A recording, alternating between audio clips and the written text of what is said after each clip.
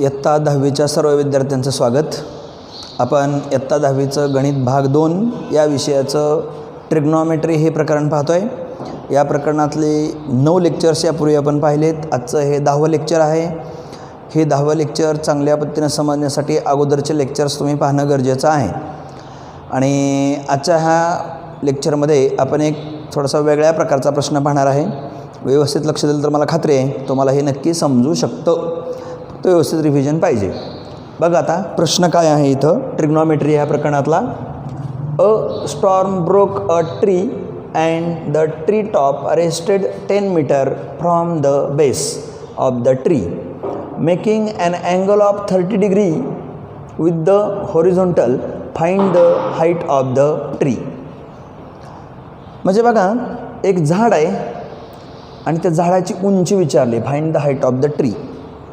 आणि काय झालं आहे स्टॉर्म ब्रोक अ ट्री म्हणजे एक वादळ आहे आणि त्या वादळाने काय झालं एक झाड मोडलं आहे. आता उदाहरणार्थ बघा समजा हा पेन म्हणजे एक झाड आहे असं समजू आपण आणि हे वादळाने मोडलं आणि मोडताना इथून मोडलं आणि ह्याचा जो टॉप आहे ना हा शेंडा हा जमिनीवर टेकला म्हणजे असं तयार झालं. इथून मोडलं ही इथून तुटून पडलं नाही थोडक्यात ते पिचकलं आहे अशा पद्धतीनं झालं आहे आणि एक ट्रायंगल तयार झाला आहे. तर त्यांचं असं म्हणणं आहे की हे झाड मोडलं आहे अँड द ट्री टॉप झाडाचं टोक rested 10 metre from the base.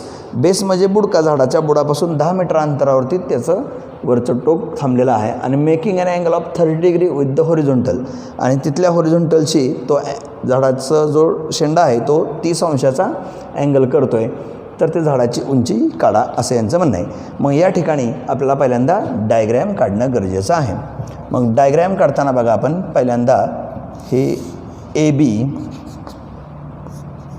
B the height of tree असं म्हणू आपण. ही झाडाची उंची आहे आणि समजा हे झाड ह्या सी ह्या पॉईंटजवळ मोडलेलं आहे. इकडून इकडं वारं गेलं आहे त्यामुळे हे झाड मोडलं आणि हा जो आहे तुकडा हा मोडून इकडं पडलेला आहे. इथं हा जमिनीवर टेकला. समजा डी या ठिकाणी हा जमिनीवर टेकला. बघा ही ए बी झाडाची उंची होती आणि हे वादळामुळं झाड सी या ठिकाणी मोडलं त्यामुळं हा जो शेंडा आहे हा डी या ठिकाणी असं जाऊन टेकला. आणि इथं ही जमीन म्हणजे हॉरिझॉन्टलच आहे आणि ह्या हॉरिझॉन्टलशी अँगल तयार केलेला आहे 30 अंशाचा असं प्रश्नात सांगितलेलं आहे. आणि हा जो शेंडा आहे हा झाडापासून 10 मीटर अंतरावरती टेकलेला आहे म्हणजे इथून इथपर्यंत 10 मीटर अंतर दिलेलं आहे. तर ह्या झाडाची मूळ उंची किती होती असं विचारलेलं आहे. म्हणजे ए बी हे अंतर आपल्याला काढायचं आहे. आता थोडा विचार केला तर तुमच्या लक्षात येईल की हा जो ए सी भाग आहे हा ए सी भाग मोडून इकडं गेल्यामुळं जेवढं अंतर एपासून सीपर्यंत आहे तेवढंच अंतर सीपासून डीपर्यंत असणार आहे. हे आणि हे सेम असणार आहे. मग त्यासाठी आपल्याला या ठिकाणी काय काय लिहावं लागेल बघा. आता ह्याचं वर्णन इन फिगर लेट का तर मानतोय ना आपण 8 A B be the height of tree. A B be the height of tree म्हणजे ए बी झाडाची उंची आहे. पुढं काय म्हणता येईल the tree is broken at point C. झाड कुठं मोडलं सी जवळ. अँड इट्स टॉप म्हणजे त्याच्यावरचा शेंडा touches the ground at point D. आणि त्याचा शेंडा जमिनीवरती डी या ठिकाणी टेकला. हे आपण वर्णन दिलं. बघा in figure let A B be the height of the tree. The tree is broken at point C and its top touches the ground at point D. म्हणजे त्याचा शेंडा जमिनीवर डी पाशी टेकला. आता ह्याच्यानंतर काय लिहिता येईल बघा. देअरफॉर म्हणून B D is equal to 10 metre. B D बरोबर 10 मीटर लिहिलं. अँगल सी डी बी हा डी जवळचा अँगल बरोबर 30 अंश. मग इथला अँगल 30 अंश लिहिलं. आता ह्याच्यामध्ये आपण काय करू सोयीसाठी हे बी सी हे अंतर एक्स मानू आणि ए सी हे अंतर वाय मानू. मग ए सी वाय झालं तर ही सी डीसुद्धा वाय होईल. हे वाय झाल्यानंतर हे वाय होईल. मग आता आपल्याला काय करावं लागेल, ह्या एक्सची किंमत काढावी लागेल, परत वायची किंमत काढावी लागेल आणि एक्स आणि वायची किंमत मिळाल्यानंतर दोन्हीची बेरीज केली की आपल्याला ए बी ही झाडाची उंची मिळणार आहे.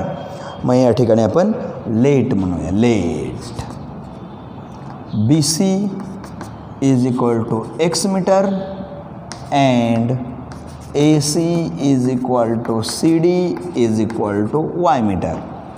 हे ए सी आणि सी डी हे दोन्ही वाय मीटर मानलेलं आहे. हे एक्स आणि हे वाय.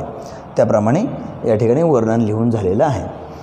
आता थोडा विचार करूया आपण की इथं सी बी डी असा ट्रायंगल आहे. ह्या ट्रायंगलमध्ये इथं 30 दिलं आहे आणि ह्याचे अपोजिट साईड एक्स काढायचे आहे आणि ह्याला ॲडजस्टंट साईड 10 दिली. म्हणजे अँगलचे अपोजिट साईड आणि ॲडजस्टंट साईड म्हणल्यानंतर आपल्याला 10 रेशो वापरावं लागेल.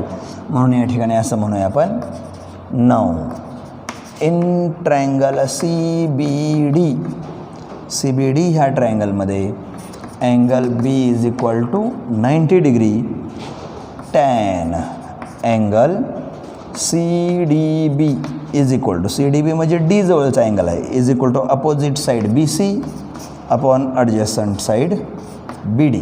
मग आता या ठिकाणी आपण लिहिणार आहे tan 30 is equal to, B C आहे एक्स आणि बी डी आहे 10. बघा किमती ठेवलेलं लक्षात आलं का. Tan angle C D B म्हणजे ह्या अँगलची 30 अंश किंमत आहे, त्यामुळे टॅन 30 बरोबर बी सी आहे एक्स आणि बी डी आहे 10. आता टॅन 30ची किंमत ट्रिग्नॉमेट्रिक टेबलमध्ये वर्गमुळात 3 आहे, x/10 आणि ह्याला आपण कारण देऊया टॅन 30 इज इक्वल टू 1/√3. आता हे आपल्याला टॅन 30ची किंमत ठेवलेली आहे. आता हे भागिले 10 इकडं जर गुणिले केलं तर 1/√3 गुणिले 10 बरोबर एक्स राहिलं, एक्सची किंमत सेपरेट काढायची आहे. दॅट इज एक्स बरोबर, म्हणजेच हे एक्स इकडे घेतलं 10 एके 10/√3. आता बघा एक्सची किंमत मिळाली, पण हा जो छेद आहे ना हा इरॅशनल नंबर आहे. ह्याचं रॅशनलायझेशन करावं लागतं. रॅशनलायझेशन ऑफ डिनॉमिनेटर करताना वरती खाली वर्गमुळात 3 गुणणं गरजेचं आहे, पण ते हिथं करायच्याऐवजी त्याच्यानंतर पुढच्या स्टेपला आपण करूया. ह्यालाच 1 नंबर नाव आपण देऊया. अल्सो आता एक्स मिळालं. आता वाय काढायचं आहे. हे वाय म्हणजेच हे वाय. मग हे वाय काढूया, कारण हे वाय ट्रायंगलमध्ये नाही, परंतु इथलं वाय ही ट्रायंगलचं हायपोटेनियस आहे. त्यामुळे ह्या ट्रायंगलमध्ये पुन्हा एकदा ट्रिग्नॉमेट्री वापरावं लागेल. Also in triangle C B D angle B is equal to 90 degree. आता इथं बघा हा 30 अँगल आहे, ह्याला ॲडजस्टंट साईड दिलेली आहे 10 आणि हायपोटेनियस पाहिजे. ॲडजस्टंट आणि हायपोटेनियस, ॲडजस्टंट हायपोटेनियसचं ट्रिग्नॉमेट्रिक रेशो असतो कॉस. म्हणून आपण cos angle C D B बरोबर adjacent side B D upon hypotenuse C D. बघा cos angle C D B बरोबर adjacent side B D upon hypotenuse C D, कारण ह्याची डेफिनेशनच आहे कॉसची, ॲडजस्टंट अपॉन हायपोटेनियस. त्याप्रमाणे ॲडजस्टंट अपॉन हायपोटेनियस या ठिकाणी घेतलेला आहे. आता ह्याच्यामध्ये काय करता येईल बघा, लक्षात घ्या. Cos 30 degree is equal to, इथं अँगलची 30 अंश किंमत ठेवली, बी डीची किंमत 10 अपॉन सी डी आहे वाय. मग कॉस 30 जर बघितलं ट्रिग्नॉमेट्रिक टेबलमध्ये तर त्याची किंमत √3/2 आहे. बघा ट्रिग्नॉमेट्रिक टेबल त्यासाठी पाठ पाहिजे. Cos 30 is equal to √3/2. आता हे तिरकस गुणाकार जर केला आपण तर वर्गमुळात 3 गुणिले वाय बरोबर 2 गुणिले 10. म्हणजेच आता इथं वर्गमुळात 3 गुणिले वाय बरोबर 10 दुने 20 येणार. गुणिले वर्गमुळात 3 तिकडे भागिले, वाय बरोबर 20/√3. याला आपण 2 नंबर लावून देऊया. म्हणजे इथं वाय पण मिळालं बघा आपल्याला. एक्स मिळालं 10/√3 आणि वाय मिळालं 20/√3. मग एक्स आणि वाय दोन्ही पण मिळालं थोडक्यात आपल्याला. मग आता झाडाची उंची काढायला हरकत नाही. मग या ठिकाणी असं लिहिता येईल, now A B is equal to B C plus A C. बघा ए बी म्हणजे बी सी आणि ए सीची बेरीज. ह्याला फार तर कारण देऊ आपण. काय कारण, A dash C dash B, A dash C dash B असं क्रमाने, म्हणून इथं बी सी आधी ए सी केलं. मग ए बी बरोबर बी सी आहे एक्स आणि ए सी आहे वाय. बघा बी सी एक्स आहे आणि ए सी वाय आहे. मग आता ह्याच्यामध्ये किंमत ठेवू. ए बी बरोबर एक्सची किंमत 10/√3 आणि वायची किंमत 20/√3 आणि ह्याला कारण म्हणता येईल आपल्याला फ्रॉम 1 and 2 1 आणि 2 वरून. इथली 10/√3 किंमत ठेवली एक्सची आणि इथली 20/√3 किंमत ठेवली. आता या दोन्हीचा छेद समान दिसतोय बघा. 10 + 20 दोन्हीत मिळून एकदाच छेद दिला √3 सेम असल्यामुळं. म्हणजे ए बी बरोबर 30/√3. आता √3 आले वरती खाली √3 गुणावं लागेल का तर रॅशनलायझेशन करणं गरजेचं आहे. मग इथं येईल ए बी बरोबर 30/√3 ह्याला गुणिले √3. मग ह्याच्या पुढच्या पायरीला येणार आहे ए बी बरोबर 30/√3 छेद √3 त्रिका 9 होणार. आता इथं गुणाकार होणार ह्यांचा. आता 9चं वर्गमूळ निघेल. ए बी बरोबर 30/√3 छेद 9/3. ए बी बरोबर 10/√3 3 हे 30ला भाग गेला 10/√3 मीटर. आता √3ची किंमत जर इथं कंसात दिली असते त्याने 1.73 तर आपण तिथं ठेवलं असतं. पण आता त्याने √3ची किंमत दिली नाही त्यामुळे हेच ते उत्तर. Therefore the height of tree is 10/√3 metre. आणि इथं गणित संपलं. तर मला वाटतं हे कशा पद्धतीनं सोडवलं हा भाग लक्षात आला असेल. हे गणित नेहमीच्या गणितापेक्षा थोडंसं वेगळं कशामुळं आहे तर ह्या एकाच उदाहरणात टॅन आणि कॉस असे 2 वेगवेगळे रेशो आपल्याला वापरावे लागलेले आहेत आणि म्हणून हे गणित इतर गणितापेक्षा थोडंसं वेगळं आहे. ह्याच्यावरती व्यवस्थित जर सराव केला तर मला खात्री आहे परीक्षेतसुद्धा हे नक्की तुम्हाला सोडवता येईल. हे 4 मार्कासाठी परीक्षेला गणित येऊ शकतं. आता ह्याच्यासारखंच दुसरं एक उदाहरण आपण पाहणार आहे ते पण तुमच्या लक्षात येते का ते पाहूया आपण. या ठिकाणी हे पुढचं दुसरं उदाहरण या ठिकाणी पाहतोय आपण. A storm break a tree and the tree top rested 30 metre from the base of the tree making an angle of 30 degree with the horizontal find the height of the tree. म्हणजे same मगाच्यासारखा प्रश्न आहे फक्त 10 मीटरऐवजी 30 metre केलेलं आहे. Angle मात्र 30 अंशच ठेवला आहे. 30 मीटर केल्यामुळे काय केलं डायग्रॅम मगाच्यासारखीच येईल फक्त हे अंतर 10 मीटरऐवजी 30 मीटर आणि अँगल 30. हे एक्स म्हणावं लागेल हे वाय म्हणावं लागेल हे पण वाय म्हणावं लागेल. वर्णन पण मगासारखंच. In figure let A B be the height of the tree is broken at point C. Its top touches the ground at point D. Same वर्णन येणार बघा. नंतर B D is equal to 30 metre 30 metre आलं. Angle C D B पण 30 अंशच आहे. B C x metre मानलं आणि ए C आणि सी डी हे दोन्ही वाय मीटर मानलं. आता ह्या ट्रायंगलमध्ये सी बी डीमध्ये 30 आहे. एक्स काढायचं म्हणजे अपोजिट साईड ॲडजस्टंट दिली म्हणजे टॅनच वापरावं लागेल. मग या ठिकाणी मी किमती ठेवले टॅन 30 बरोबर बी सी आणि बी डीची किंमत पण 30च ठेवली. हे दोन्ही 30 झालं आहे. टॅन 30ची किंमत ट्रिग्नॉमेट्रिक टेबलमध्ये 1/3 असते. भागिले 30 इकडे गुणली झालं म्हणजे एक्स बरोबर 30/3 मिळालं. 1 नंबर नाव दिलं. आता ह्याच्यानंतर also in triangle C B D ह्या ट्रायंगलमध्ये अँगल बी 90 डिग्री आहे. परत कॉस का वापरणं गरजेचं आहे तर ॲडजस्टंट साईड आणि हायपोटेनस म्हणून कॉस वापरलं. त्याच्यामध्ये पण किमती ठेवल्या कॉस 30 बरोबर बी डीची किंमत 30 आणि हायपोटेनस वाय. कॉस 30ची किंमत ट्रिग्नॉमेट्रिक टेबलमध्ये √3/2 असते. तिरकस गुणाकार केला गुणिले √3 तिकडे भागिले केलं. वायची किंमत मिळाली 60/3. आता ए बी आपल्याला पूर्ण झाडाची उंची काढायची असल्यामुळे ए बी बरोबर बी सी अधिक ए सी आणि त्या ठिकाणी एक्स अधिक वाय दोन्ही किमती ठेवल्या. एक्सची किंमत इथली 30/3 वायची किंमत 60/3. फ्रॉम 1 and 2 म्हणलं छेद सारखा दोन्हीत म्हणून एकदा छेद 90/3 ह्याचं रॅशनलायझेशन करायचं असल्यामुळं √3 वरती खाली गुणलं आणि या ठिकाणी 90/3 छेद √3 त्रिक 9 आलं. त्या 9चं वर्गमूळ 3 निघते आणि त्या 3 90ला भाग गेला की 30 येतं आहे. म्हणजे झाडाची उंची आपल्याला 30/3 मीटर मिळालेली आहे. Therefore the height of the tree is 30√3 असं मिळालं. जर इथं √3ची किंमत त्याने दिली असती 1.73 तर आपण तिथं किंमत ठेवून उत्तर काढलं असतं. पण अशा पद्धतीनं मग अशासारखंच सेम गणित आहे फक्त किमती बदललेल्या आहेत. आता ह्याच्यासारखंच अजून एक उदाहरण पाहणार आहे ते पण तुमच्या लक्षात येते का आपण पाहूया. तर पहा हे पुढचं उदाहरण आहे.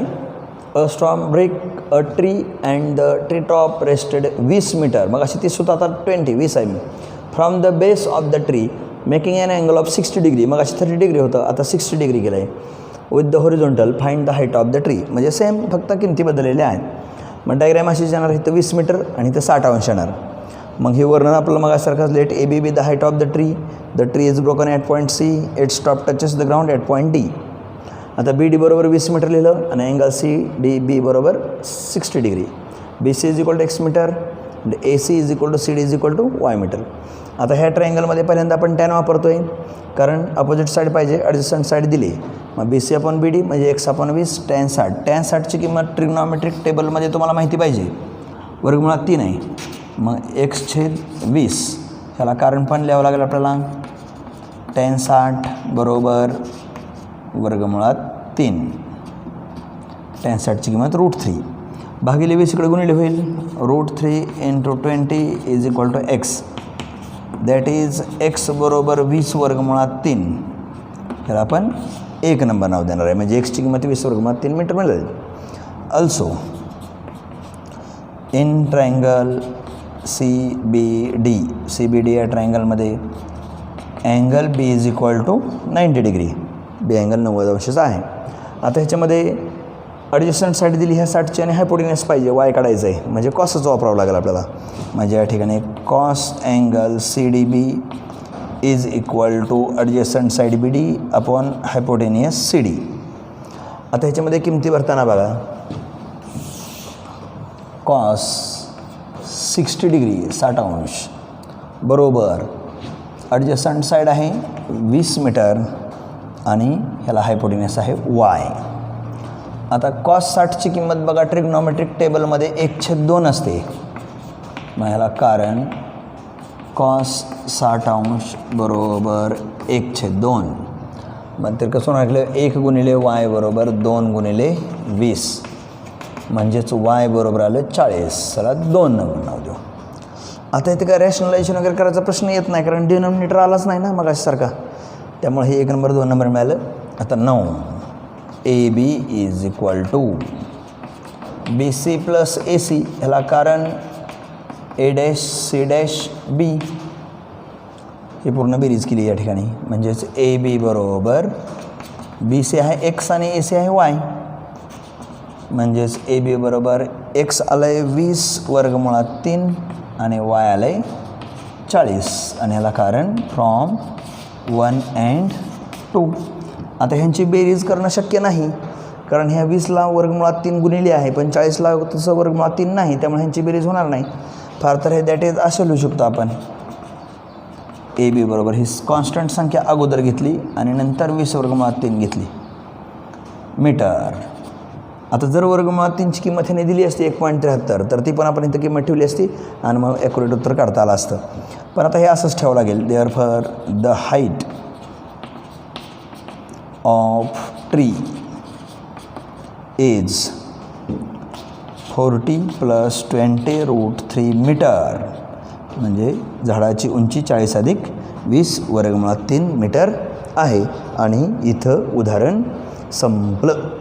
आता माझ्या माहितीप्रमाणे तुम्हाला प्रॅक्टिस सेट, पुस्तकातला प्रॅक्टिस सेट नंबर 6.2 6व्या प्रकरणातला प्रॅक्टिस सेट नंबर 6.2 सगळा सुटेल. त्यामुळे तुम्ही सगळ्यांनी अभ्यास घरी करताना 6.2 हा प्रॅक्टिस सेट सोडवायचा आहे. त्यातली सगळीच्या सगळी उदाहरणं तुम्हाला सुटतील.